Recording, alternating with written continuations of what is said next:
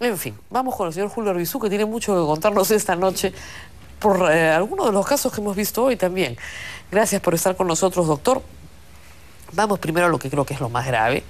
No es lo que hemos relatado hoy, sino la absolución de Montesinos en el caso del narcoavión. 196 kilos de droga. Testimonios de los narcotraficantes involucrados que señalaban directamente a Montesinos como parte de la organización. La Fiscalía acreditó todas estas pruebas, sin embargo la Sala señaló que no había prueba suficiente y que por lo tanto Montesinos debía ser absuelto.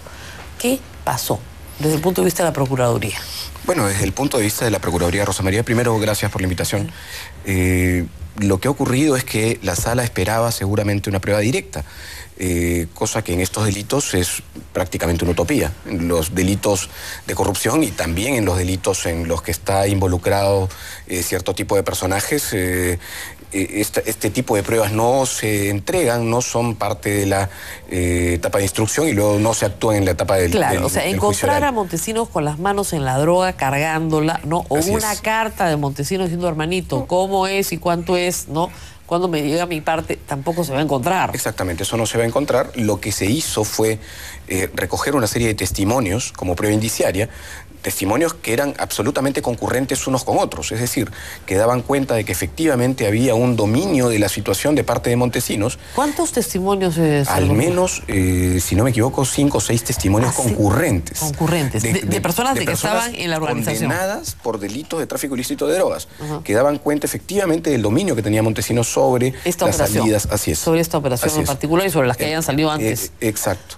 De modo tal que, como sabemos, una cadena de indicios es prueba y eso debió ser tomado en cuenta por la Sala. Eso es lo que ha... Bueno, la Sala ha señalado que 6 testimonios, porque son de narcotraficantes, probablemente no tienen ningún valor.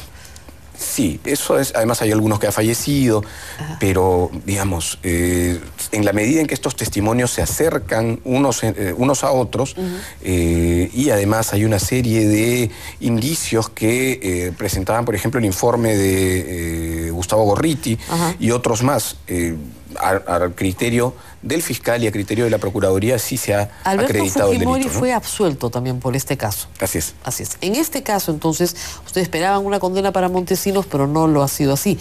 ¿Este iba a ser el caso con una condena, la condena más alta que se iba a poner a Montesinos? Eso es una buena pregunta, porque, a ver, yo tengo una preocupación, creo que es una preocupación que compartimos todos quienes estamos involucrados en la lucha contra la corrupción. Montesinos es probablemente la figura emblemática de la corrupción en el país.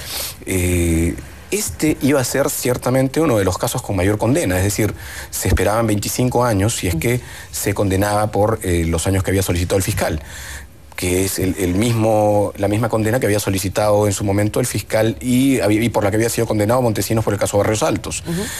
Resulta que al ser absuelto por este caso, se pierde la posibilidad de que Montesinos sea condenado efectivamente a 25 años sin posibilidad de solicitar beneficios penitenciarios. Claro, porque por narcotráfico no hay beneficio. Por la pertenencia a una organización criminal, una organización dedicada al tráfico ilícito de drogas, no hay beneficios penitenciarios.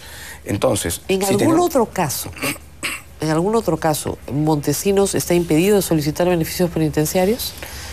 A ver, de acuerdo al decreto supremo 03-2012-JUS que se dictó ahora en marzo por el Ministerio de Justicia, cosa que promovimos desde el Ministerio de Justicia, se sujeta toda solicitud de beneficios penitenciarios, toda solicitud, sea semilibertad, libertad condicional e incluso la redención de pena por el trabajo o el estudio, al previo pago de la reparación civil siempre y cuando sean delitos contra la administración pública, delitos de corrupción. No podría salir hasta que no pague. Exacto. Entonces él tiene una condena de 15 años, por ejemplo, en el caso de medios de comunicación, por el pago de los medios de comunicación, tiene una condena de 15 años, tendrá que, si quiere solicitar beneficios penitenciarios, tendrá que pagar 50.000 soles, que en ese caso, 50 millones, perdón. La pregunta, señora Arbizu, es que la máxima condena que tiene, sin mal no me equivoco, es 20 años. FARC, 20 años y ahora Barrios Altos. 20 años. Y en ambos casos, él puede solicitar beneficios ya tiene preso 11. Le faltan 9 y sale. Claro. Y sale y todavía no le han encontrado toda la plata.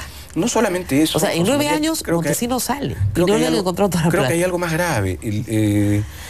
En el tema de FARC, por ejemplo, ahí él está condenado por tráfico ilícito de armas o por colaboración con un grupo guerrillero defraudando a un Estado extranjero. Ese es un delito que sí tiene beneficios. Es decir, él puede solicitar beneficios. Puede salir antes, incluso podría salir antes eventualmente, si no fuera porque nosotros esperamos primero que se anule la sentencia de Barrios Altos. ¿Por el caso del secuestro de Gorriti no lo condenaron? No, me parece que no hay una condena contra Montesinos. Porque en ese caso es secuestro agravado, esa es la razón por la cual Fujimori no puede pedir beneficios, por ese caso. Y no lo han procesado por ese caso a Montesinos. No está procesado Montesinos por ese caso. Qué maravilla. ¿A quién se le ocurrió? Bueno, esto es aquí ha habido en verdad una serie de hechos que tienen que ver probablemente con algo que ahora se está presentando de modo más claro, ¿no? Hay una corriente que se está reacomodando, que se está reinstaurando en favor de determinados procesados por corrupción, procesados absolutamente emblemáticos, ¿no? Y te hablaba del caso de Barrios Altos, porque al igual que en el caso del tráfico de armas a las FARC, son dos casos graves que debieron terminar con condenas digamos, severas también, sin posibilidad de solicitar beneficios penitenciarios, y sin embargo, en ambos casos, esta persona, Vladimiro Montesinos, va a poder solicitar beneficios penitenciarios y salir antes del tiempo establecido. En el peor de los casos, para Montesinos, en 9 años está saliendo. Sin pagar nada. Siempre y cuando... Sin pagar nada y sin que sepamos dónde está el resto de la plata. Es verdad, siempre vamos a hacer una pausa, sí, vamos a una pausa y rezamos más, con más.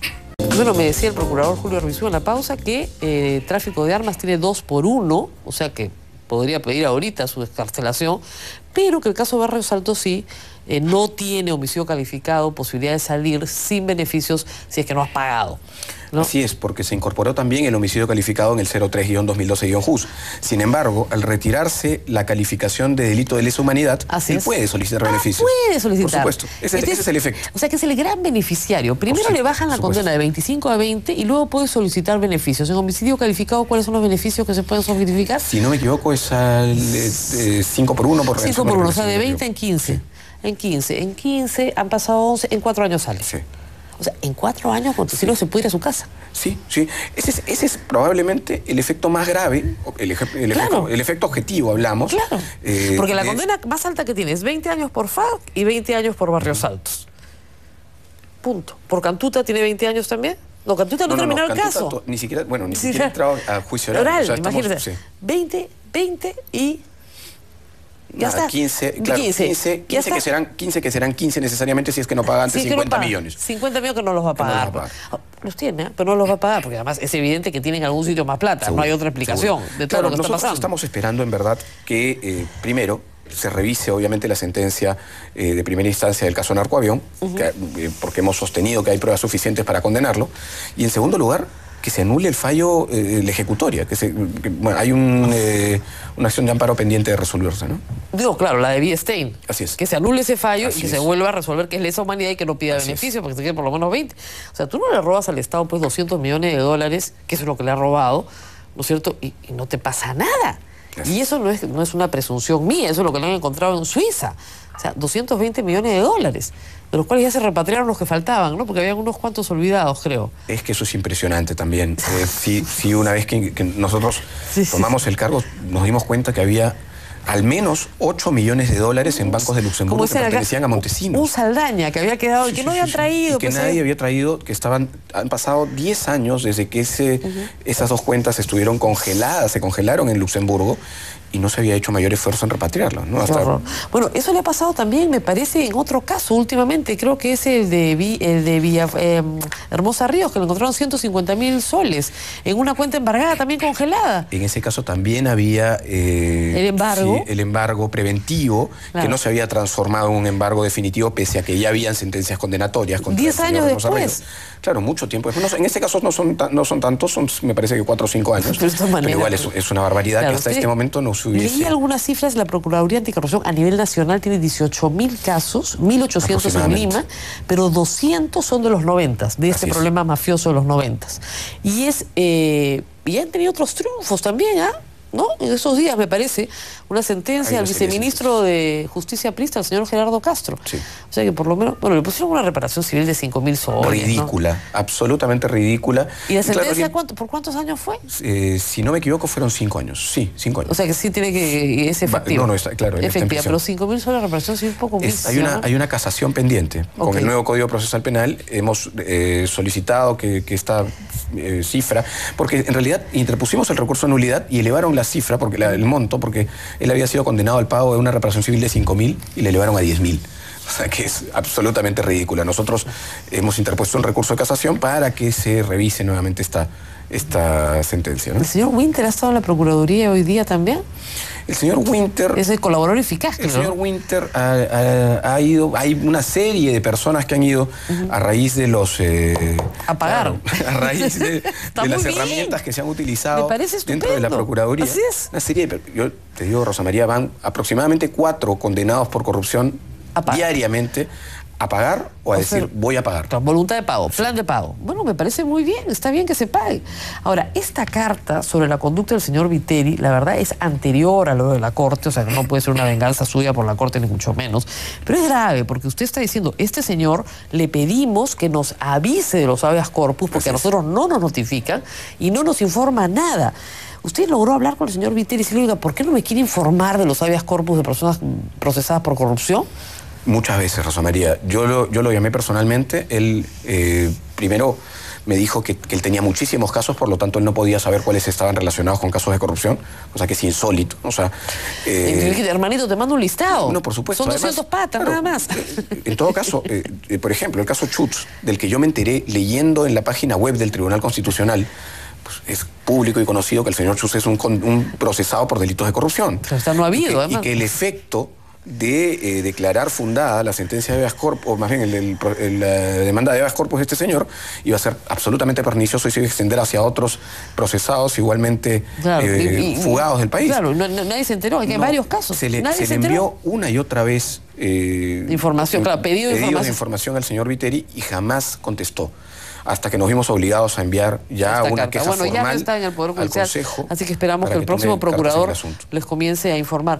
Y sobre el caso Menchola, yo sé que usted no era el procurador, pero ¿por qué el procurador del Estado no lo incluyó en el proceso? Sí, me parece que eso ciertamente es algo sumamente irregular.